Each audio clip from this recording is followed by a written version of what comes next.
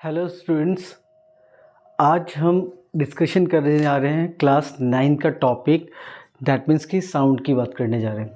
बेटा ये बहुत इंपॉर्टेंट टॉपिक है या कह लो चैप्टर है, क्योंकि ये क्लास 8 में भी रहता है, 9th में भी रहता है और 11th में भी काफ़ी हद तक इसको पढ़ने को आपको मिलेगा। दैट्स वाई इसका बेसिक क्लियर करना इस क्लास में ज़रूरी होता है। सो इसी को हम कवर करेंगे, पूरे बेसिक को। तो विदाउट एनी डिले स्टार्ट करते हैं। साउंड, सबसे पहले बात आती है बेटा साउंड क्या होता है। साउंड वही है जो अभी मैं प्रोड्यूस कर रहा हूँ और आपके ईयर्स तक जा रहा है। अब आपसे कोई पूछे कि साउंड होता है क्या, बेसिकली बहुत सिंपल थिंग इज़ दैट कि sound is a form of energy that gives the sensation of hearing.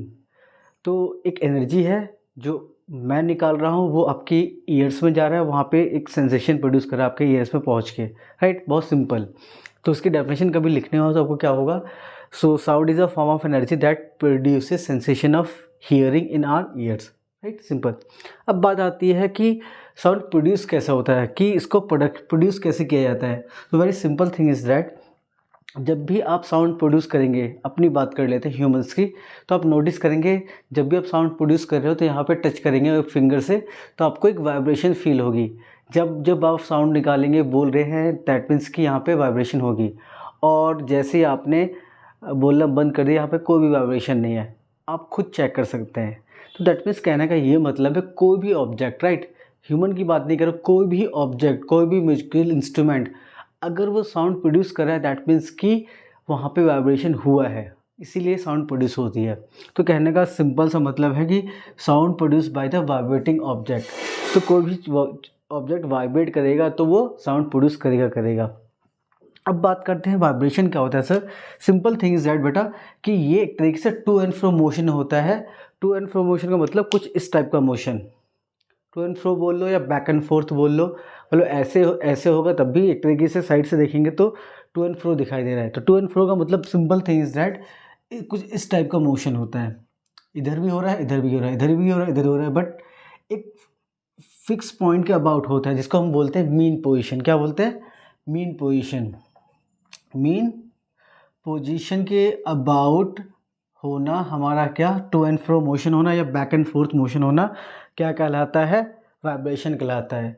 Very simple, right. So I believe कि आपको समझ में आ गया हो कि वाइब्रेशन क्या होता है। वाइब्रेशन होने की वजह से ही किसी ऑब्जेक्ट की एक साउंड प्रोड्यूस होता है। जैसे गिटार की बात कर लें, गिटार में क्या होता है, स्ट्रिंग होती है, वायर होती है, उसको हम क्या करते हैं, वाइब्रेट करवाते हैं, तो वाइब्रेशन होता है। तो कोई इस टाइप की हम बात करने वाले हैं आगे कि जैसे मैं साउंड प्रोड्यूस कर रहा हूँ, बट इसका ये मतलब नहीं कि मेरी पूरी बॉडी वाइब्रेट कर रही है तब साउंड आ रहा है।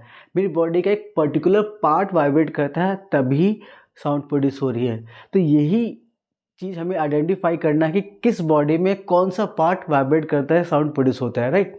तो यहाँ पे कुछ एग्जांपल लिखे हैं, अच्छे एग्जांपल है, कभी कभी आपके क्या कहते हैं NSO वगैरह में पूछे जाते हैं, राइट। तो ध्यान देना है, वाइब्रेटिंग पार्ट ऑफ ऑब्जेक्ट। तो अगर मैं बात करूँ गिटार की, वॉयलिन की, सितार की या वीणा की बात की जाए, तो उसमें वाइब्रेटिंग पार्ट क्या होता है, स्ट्रेच्ड स्ट्रिंग होती है। जो वायर होता है तनी हुई वायर होनी चाहिए, ऐसा नहीं कि लूज़ होगी तो अच्छा साउंड प्रोड्यूस नहीं होगा। इवन दो कई पॉसिबल नहीं कि अगर लूज़ होगी तो प्रोड्यूस होगा, इसलिए स्ट्रेच्ड वर्ड लिखा हुआ है। इसी तरीके से ढोलक, तबला, ड्रम, इन सब में एक मेम्ब्रेन होती है। जब हम बीट करते हैं ना, वो मेम्ब्रेन होती है, वो कैसी होनी चाहिए, तनी हुई, स्ट्रेच्ड होनी चाहिए। सिमिलरली ह्यूमन्स में वोकल कोड्स, ये तो वाइब्रेट करते हैं, हमें पता चल गया है। नाउ बांसुरी, फ्लूट, शहनाई, हारमोनियम, अगर आप नोटिस करेंगे फ्लूट में, बांसुरी कैसा होता है, एक सिलेंड्रिकल, मतलब कि एक तरह से पाइप होती है ना, होलो पाइप होती है। आपने नोटिस किया होगा जो फ्लूट होता है हमारा, एक होलो पाइप होती है और होलो पाइप के अंदर कुछ होल्स बने होते हैं। तो वो भी साफ सी बात है, एक म्यूजिकल साउंड प्रोड्यूस करती है, काफ़ी प्लीजेंट होता है। बट आप नोटिस करेंगे जब भी हम फ्लूट को प्ले करते हैं, बजाते हैं, तो उसमें कोई भी पार्ट आपको ना वाइब्रेट करता हुआ नहीं दिखाई देता है।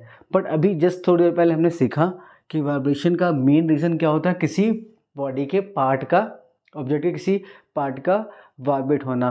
बट फ्लूट में तो ऐसा नहीं देखने को मिलता है, बट उसमें भी होता है। उसमें क्या होता है, जो एयर की लेयर होती है बेटा इसके अंदर, है ना, जैसे बांसुरी है तो इसके अंदर एयर की एक लेयर्स होगी, इसको हम एयर कॉलम बोलेंगे। तो उसमें क्या होता है, विजिबल तो नहीं होता, बट उसके अंदर एयर कॉलम क्या होता है, जब हम ब्लो करते हैं, जब हम फूंक मारते हैं बांसुरी के अंदर, फूंक मारते हैं जैसे हमारा, तो इसके अंदर एयर होती है, तो वो उसकी लेयर वाइब्रेट करती है, इसको हम बोलते हैं कॉलम, राइट। एयर का कॉलम वाइब्रेट करता है।